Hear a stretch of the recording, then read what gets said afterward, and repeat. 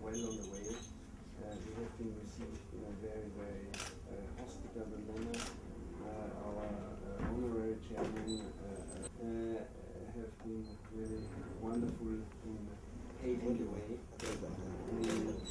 So we are very happy that everything is set on green light and on go, and I think it will be yesterday because of the overall global political situation and the so-called clash of civilization. It's important that people from abroad of high stature and decision makers and people who have a broad network in public, they are coming experience.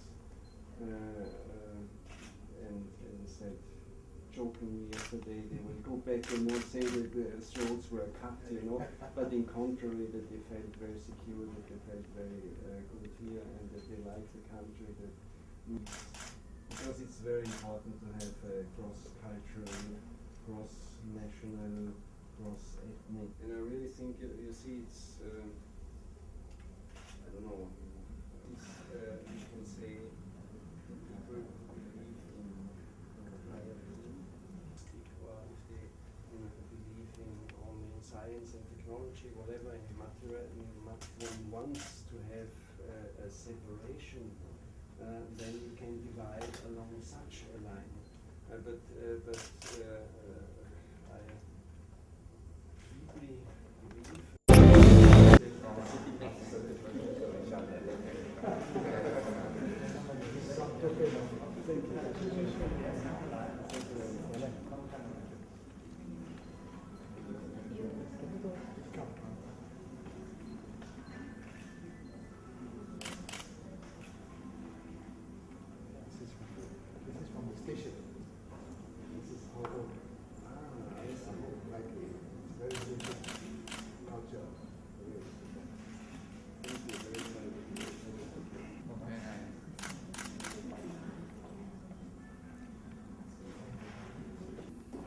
event which was launched on April 29th.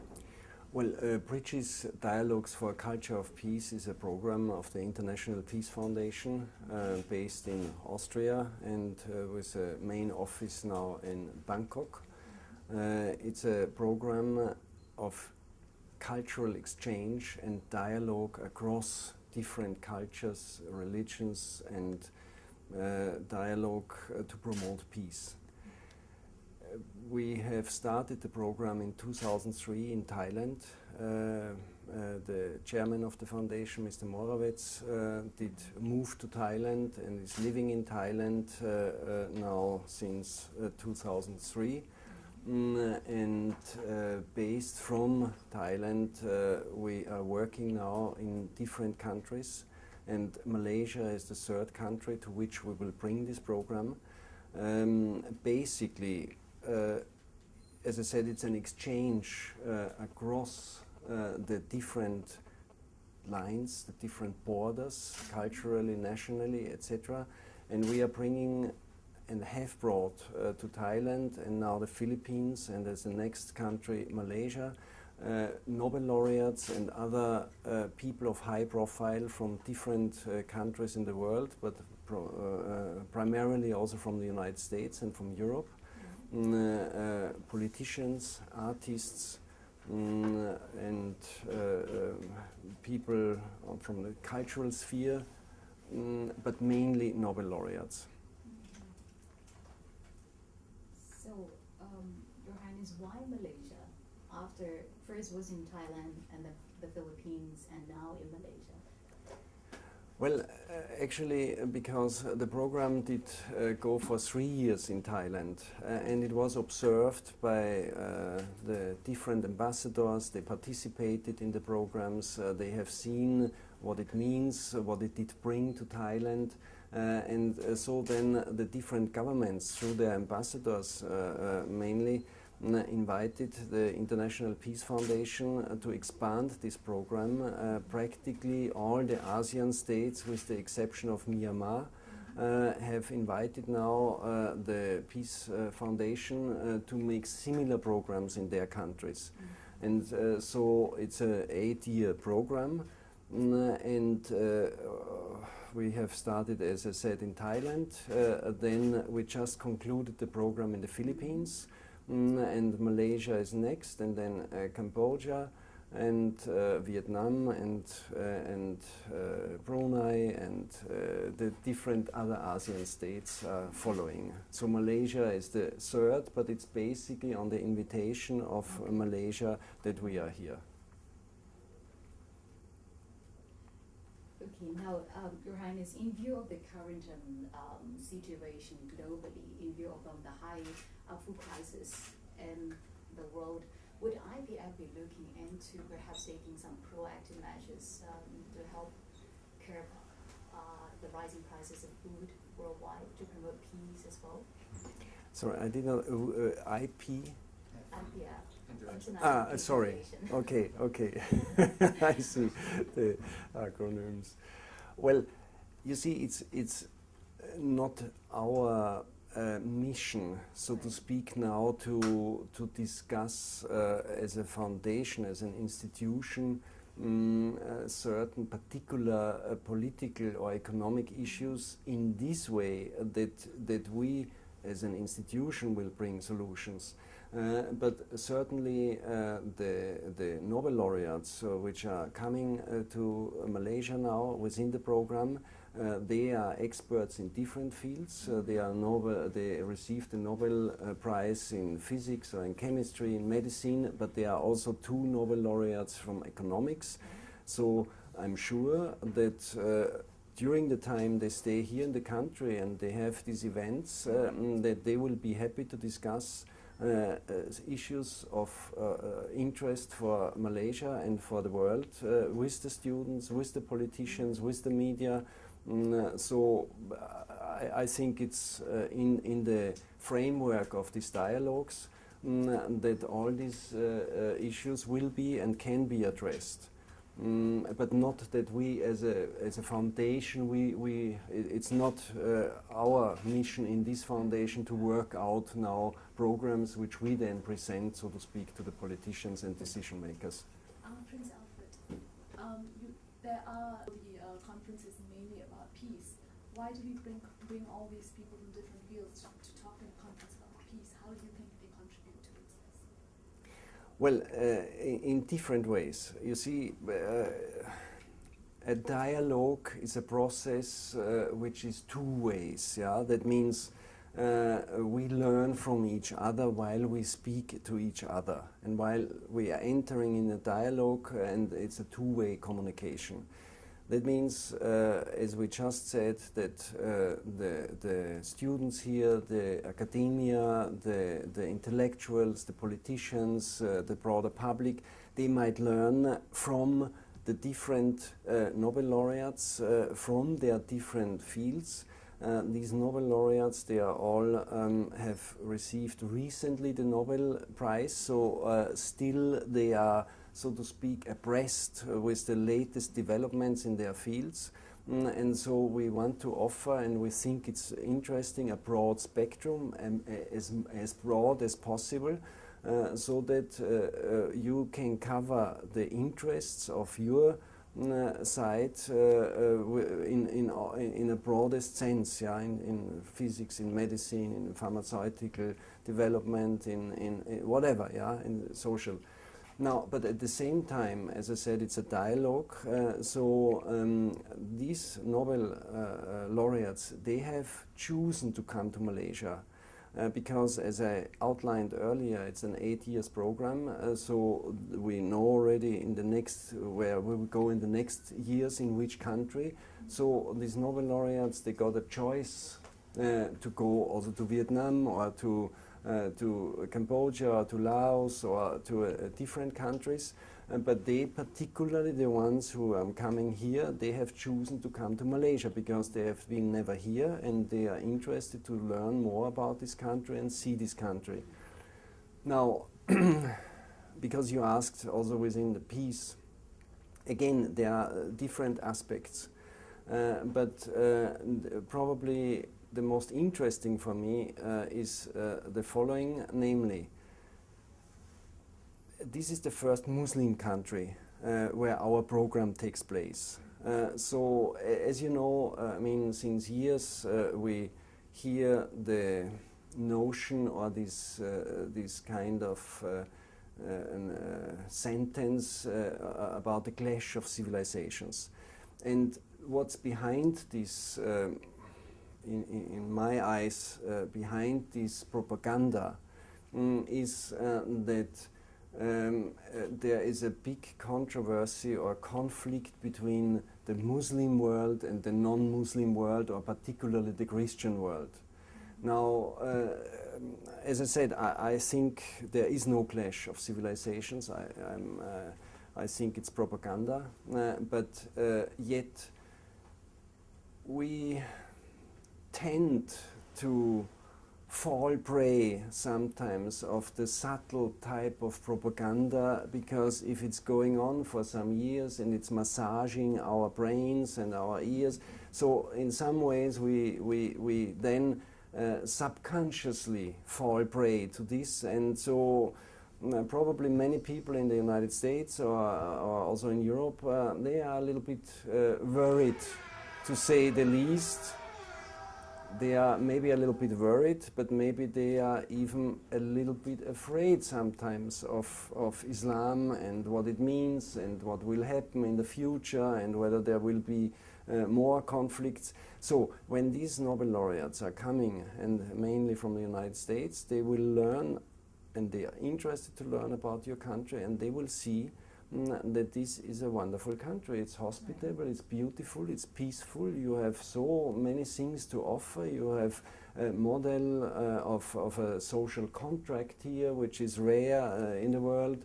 That a state, a commune has come together to really discuss for years this social contract, and then to implement it and find an agreement across all the different opinions in a country.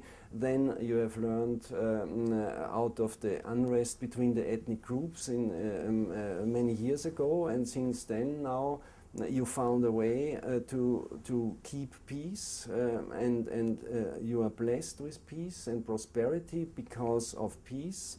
And so when now people come from the United States and from Europe, they will see that this is, as I said, a blessed country, a hospitable country. It's nice to work here. It's wonderful to cooperate in whatever field. And they will go home, they will go back, and they say, well, I mean, we have been now in a Muslim country, but we had no feeling of clash there, but we were welcome, we were embraced in this country. We found everything beautiful. So in this way, this will contribute very much, I think, to a more peaceful development in the world.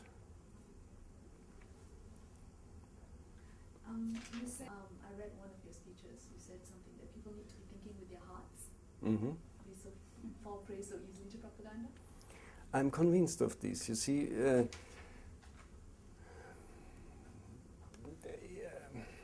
one could say, I said it recently, that there is maybe a dividing line in the world, but this is not between civilizations or between particular religions, but this is between the people who are taking care of their heart.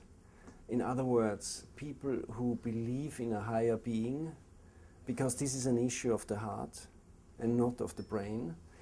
So if you and only you yourself can do this, if you educate your heart, then you will find out that you will immediately find a good understanding with other people who have also worked to educate their heart or are continuously educating their heart.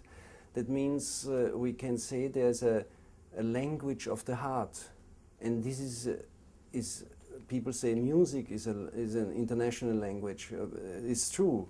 But so if you sing together songs, for instance, this does not satisfy your brain, your rationality. This is something, you know, where the soul vibrates, yeah, and so then you've immediately across all the cultural differences, across all the different religious and ethical backgrounds. You know, if young people are coming together, therefore they like to do this so much. Yeah, they come from different countries together to a festival or something like this, and then they make music there and they dance there and so on. And there is no clash, you know, because this is a different quality.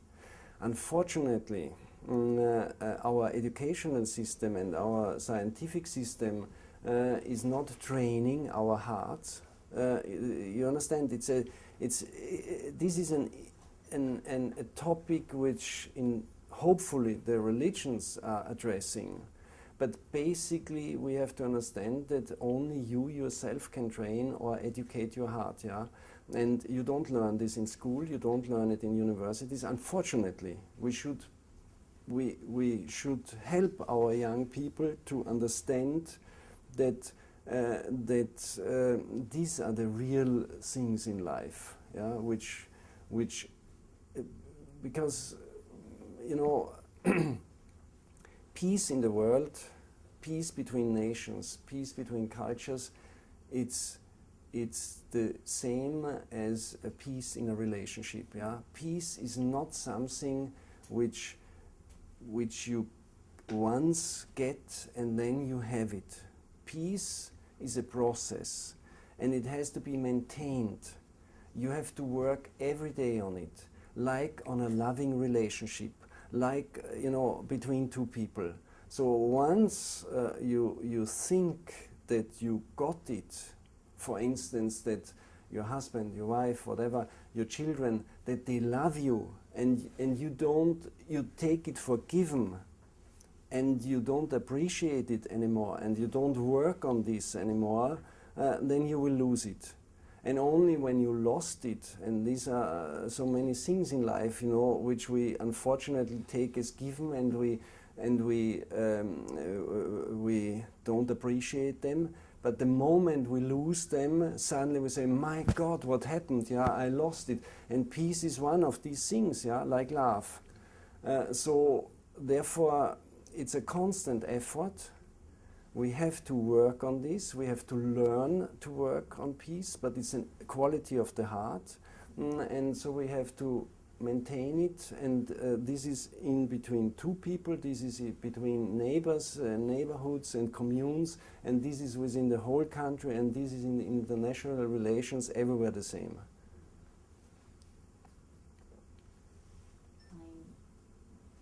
Yeah, I think it's okay from. And here we are finished with all the interviews until 3. Oh, okay. It's small size and also limited natural resources. Liechtenstein is one of the most highly industrialized and one of the most successful country in Europe. How did a country with that size achieve that? Because people believe that they can make a difference. Mm-hmm. It's really just about this. So if you like, and I feel the same here in Malaysia, and I'm not talking just nice to you, but I observe how the people work in the hotel and so on.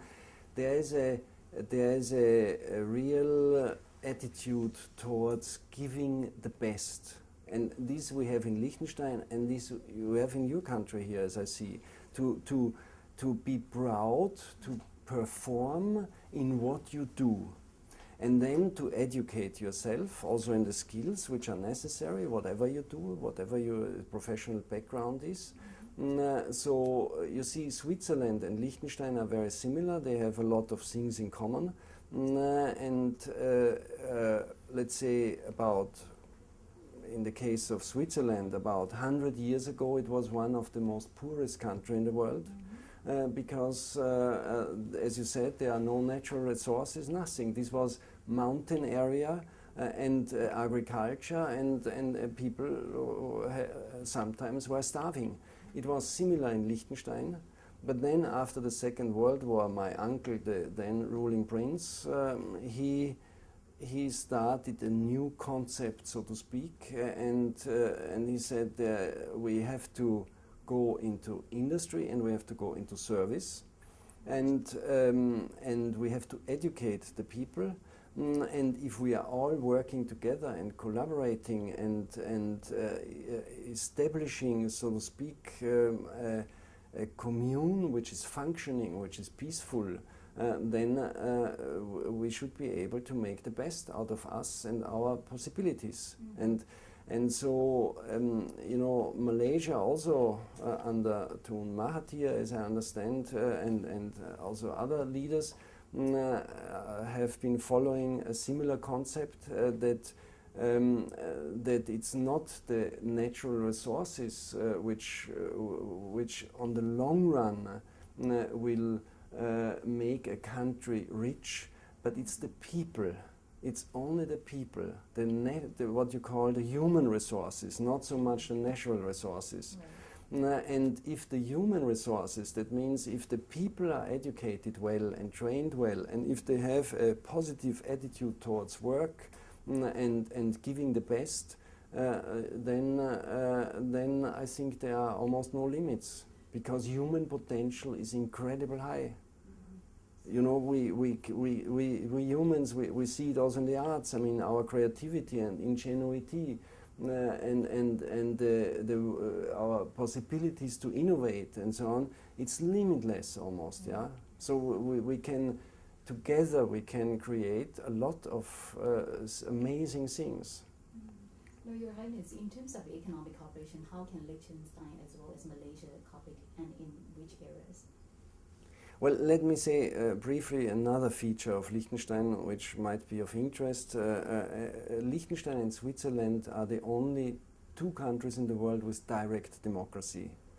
But the difference between Switzerland and Liechtenstein is that Liechtenstein is a monarchy, so it's a constitutional monarchy like you have basically here in your country, but at the same time it's a direct democracy. That means the government is really just executing the will of the people.